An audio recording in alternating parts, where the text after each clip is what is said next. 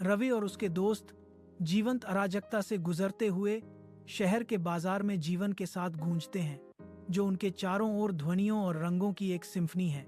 अचानक आवेगपूर्ण ऊर्जा के फटने में रवि एक पास की दुकान में घुस जाता है। उसके इरादे एक शरारती मुस्कान के पीछे छिपे होते हैं। एक झटके में झपटा, चुराए गए पैसे का एक मुट्ठी भर और रवि दुकान से भाग जाता है। उसके नसों में एड्रेनालाइन दौड़ रहा है। उसके दोस्त हंसी में फूट पड़ते हैं।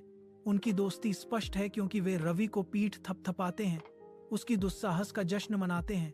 चोरी का पैसा उनके साझा साहसिक कार्य का प्रतीक बन जाता है, जो युवा विद्रोह के क्षण में उनके बंधन को मजबूत करता है। रवि की परछाई उसके धुंधले घर में प्रवेश करते ही अजीब तरह से लंबी हो जाती है। सन्नाटा उसके कार्यों के भार को बढ़ाता है। चोरी के पैसे की खस्ता फुसफुसाहट चुप्पी तोड़ती है क्योंकि रवि ढेर निकालता है। उसकी आंखें अपराधबोध और विजय के मिश्रण से चमकती हैं। एक बड़ी मुस्कान उसके चेहरे पर क्षण भर के लिए चमकती है क्योंकि वह नोट गिनता है, अवैध लाभ का आनंद लेता है। लेकिन मुस्कुराहट लड़खड़ाती है। उसके चेहरे पर एक छाया छा जाती है क्योंकि उसकी अंतरात्मा की गहराई से एक स्मृति उभरती है। दादा V.O। गलत रास्ता आसान लगता है लेकिन मंजिल कभी अच्छी नहीं होती।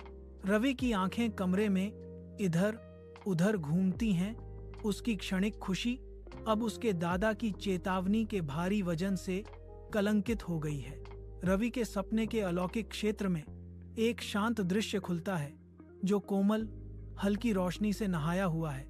रवि अपने दादाजी के साथ शांत संगत में बैठता है। उनकी उपस्थिति शांति बिखेरती है।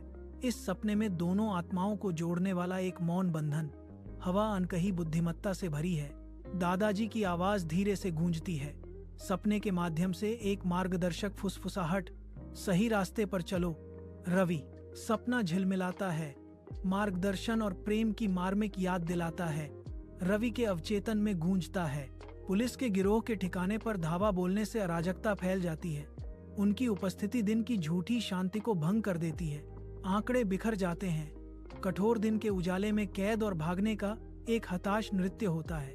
रवि परछाइयों के बीच एक छाया, एक हताश पशुवत प्रवृत्ति के साथ अराजकता से गुजरता है। वह कानून के पकड़ने वाले हाथों से फिसल जाता है।